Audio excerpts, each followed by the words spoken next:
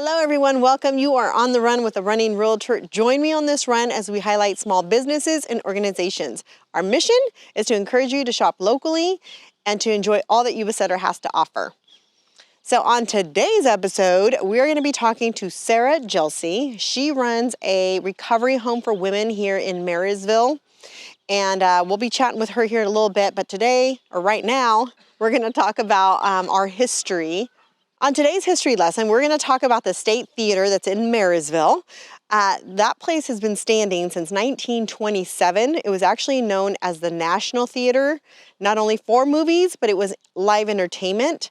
There was a 9-piece orchestra with a grand piano in there. There was over 1,600 seats in that theater. Which had a balcony at the top. We as kids, we used to love going in there and watching movies, but it turned into the State Theater in 1937. And in the 80s and 90s is when I went in there and watched movies. Don't ask me what I watched because I don't remember, but it was a fun place to go. And the place has now today been abandoned since 1999. No one knows what's going to happen to the building. Maybe someday it'll be a movie theater again. But anyways, that's your history lesson for today. Let's go run over and talk to Sara.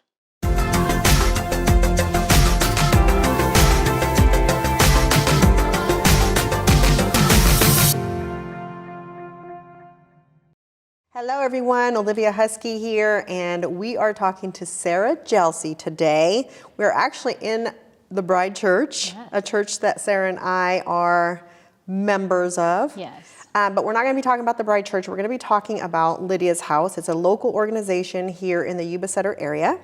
And Sara helps run that. Yes. And so we're going to chat a little bit about that, get to know that organization a little more for those of you that don't know. But first, we're going to ask Sara some questions just to kind of get to know her a little bit. All right, Sara, so were you born and raised here in the Yuba-Sutter area? And if not, where were you raised and how did you get here? Sure. Actually, I was not born and raised here. I actually grew up in a small town in Northeast Arkansas. Okay. And I joined the Navy and spent 10 years stationed down in San Diego, where I met my husband, Shane. And then he grew up here and his family is here. Okay. So then when we got out of the Navy, then we moved up here. Do you ever think to go back to San Diego? It's so pretty. I love San Diego. But probably not, huh? No. You're here now. Yes. We visit there often, but no. Yeah. And so what inspires you? What gets you up every single morning? Just really and truly, just what God has done in our marriage and in our lives, and all that He brought us through. When we first moved here, I didn't want to live here. It was a small town, right? And we had been in San Jose for a couple of years, so I was like, let's go back there. But it really has been what we've walked through with our family and in the church, and just the relationships that we've developed over time. Mm-hmm. Have just been amazing here. Yeah. So, bucket list. Boy. Some of us, most of us have yes. them. What is something that is on your bucket list that you want to do sooner rather than later? Like maybe this year. Yeah. Who knows? Well, this year, actually, I have a daughter graduating college. Oh. And she'll be spending her summer in Greece. Oh, so, nice. I would love the opportunity to go and visit her before her time is over there this summer. And other than that, it would be to actually travel to Israel. All right, so let's get into Lydia's house. Sure. I know a lot of people don't know what Lydia's house is. It is in Marysville. And let's start with, how did Lydia's house start? Sure. And where did the name come from? So the ministry, Lydia's House, actually started here in the Bride Church. We are a ministry of the Bride. It was just the desire to open a home to provide residential care for women in discipleship and recovery. And so I think we're moving into our 6th year this year. And so that's really where it started. And so Lydia is an axe in the Bible. And basically she just opened up her home and cared for those that really needed it at the time. And so And that's kind of just where the whole story started. Yeah. And now we're a discipleship and recovery home for women. That's so good. Thank and you. so well needed in this area. Tell us more about what Lydia's house is. Sure.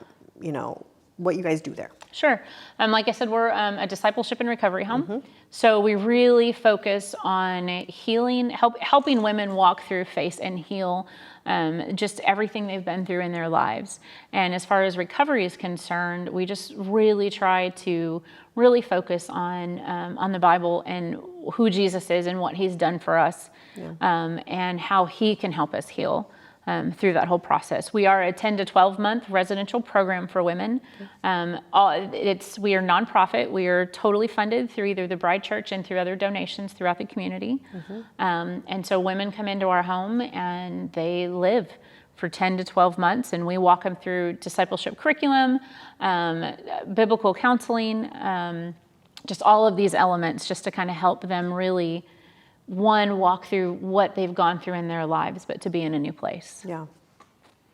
And usually how many women can you fit in the home? Sure, we can house up to 6 women in our home, and then we are women only. We don't take in children or anything like that, but we do really focus on reconnecting if we have women that are moms, having visits and reconnecting them with their kids and their families, but also just in general, we really try to focus on relationships, not only in the house, but also just rebuilding and restoring. Yeah, that's important, especially from where these women come from. Yeah. And where do the women come from? Like, how do they get there? And, how does that process work? Sure. For the most part, really, it's more word of mouth than anything, but we have an application process. So the first step for a woman would be she would get our application, complete it, get it turned back in either here at the church or at Lydia's house.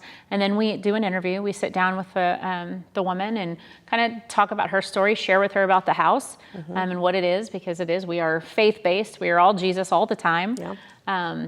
And then from there, we have a prayer team that spends a couple of days in prayer over our applicants. And then we make the decision if we're a good fit for them, but also if they're going to be a good fit for the house. Yeah, definitely. And that's a process. It is, yes. Yeah. It is. Usually by the time somebody gives you an application, how long is that where you bring them into the home? We're actually trying to do that within a week or two, but there's also some medical paperwork that has to be completed. So there are just some other things that come into play. Yeah. And then also if it's a court situation or anything, we also, have to include all of those steps. But we try to have about a 2-week turnover, best case scenario. Yeah.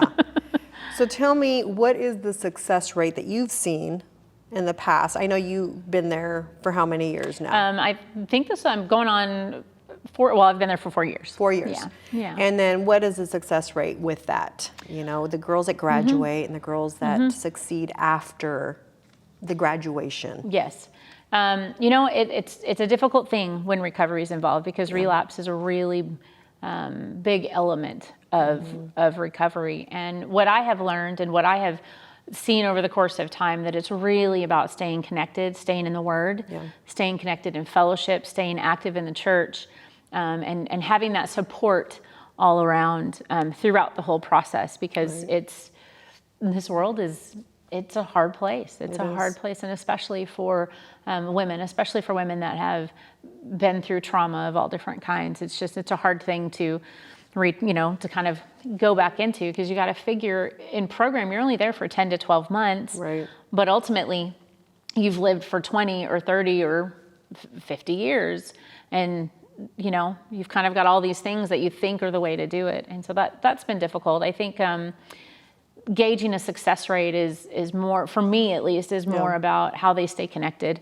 And knowing where to turn when they really need help. And is that the common denominator that you maybe see with the women that do succeed in that, that they do stay connected and they're calling those and asking for prayer? And I know that for women, especially here in our small town, we're so used to going back to the same thing, even though it was painful and hurtful and dark. That's right. That's the way. It's what we know. That's what we know. It's what we know. And it's a scary change. Absolutely. And even though it's not comfortable, it is comfortable, because it's what we know. We know what to expect there. Yeah. So it's easier to return to that, where we don't have to wonder about what it could be. It's because we already know exactly what we're going to get. Yeah. So Yeah. yeah, Most definitely. but that's definitely what I've seen is it's about the staying connected, staying active, and also just really staying vulnerable and transparent about what you're going through, you know, and where you are. Those are the things that I've seen that have made the biggest difference. I think that's the biggest thing, is the transparency. Yeah. And coming forth with, look, I messed up again. Yeah. Please pray for me, or Absolutely. please, Absolutely. help or even, me through this. Or even, hey, this is hard and I know you're not going to like it, but I'm still going to be open and honest about it because I need somebody alongside me. You know, and we get so caught up in just what other people think about us or what they're going to say, or, oh, they're not going to agree with this, or, oh, this isn't right. If we can get past that and just say, hey, this is just where I'm at. Can you just accept me where I am? And then move forward. I mean, you know, I think about just what it means, friendship. And I've got some friends that don't hesitate in a very loving way to call me out on my junk, to say, hey, what's going on? And those are the good friends. Those are the good friends, exactly. Yeah. But we've got to be willing to also put our stuff out there to say, hey, this is what I'm struggling in, this is what's going on. And you don't have to agree with me, but can you just come alongside me? Because obviously we want truth. Right. You know, sometimes it's just hard to hear. It's hard to hear. And that's just it, especially for women. Yes, absolutely. We just don't want to hear that. Yeah. So after they graduate, I mean, we've seen quite a few graduate up here already. After they graduate, does somebody stay in touch with them? Is there another home they can get into to actually, you know, kind of live out? Because I'm sure they don't get out of there and go, oh, we have a job, we have a place to rent, we have We're this, good to we have go. that, we're good to go, Right. we're healed, we're good. Right. What happens after they get out of there, and how does everybody stay in touch with that and jobs and whatnot? So part of it, and near the end part of our program, one of the things we really focus on is that helping them kind of get back on their feet as far as working, if they need a driver's license, like trying to help with all of the steps that they need so that they can be as self-sufficient as possible. But every situation is different. We have had some women that are able to return into their family setting, but we've also had others that we've had some host families here at the church that have taken women in short term and let them live with them while they kind of get to that point of being able to rent their own place.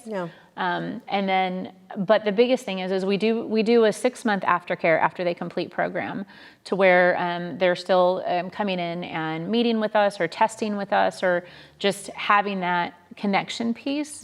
And of course that gets a little less and less as they go over the 6 months. But our hope is that while they're in program, that they'll develop relationships with other women, and to where when they do complete, they've got not just staff or Lydia's house, but they've actually got fellowship. They've got other women that they can turn to and that can come alongside and support. So it's just those, but the transition is very individual, but we try to meet everybody's needs in the process. Yeah, that's good. That's good. And has any of the ladies that have graduated, have they wanted to come back to Lydia's house and actually work it, maybe be there for other women that, I mean, because they've been through it, absolutely. right? And they healed and they saw the difference. And some want to come back to that. And absolutely. And we've had a lot that have, after they've graduated, they've still come and participated in either events or Bible studies or things like that, or they come alongside almost as mentors, and just kind of as a friend to say, hey, I know what it's like, so you can talk to me, you know, and we definitely have some of our graduates that have done that. Yeah, that's great. What else can you tell us about, like, I know it takes a lot to run Lydia's house. You got electricity, you got food. I mean, you guys all make dinner there. How does that work? Do you guys take turns in, you know, making shifts of like, hey, your dinner tonight, and kind of, you know, that whole...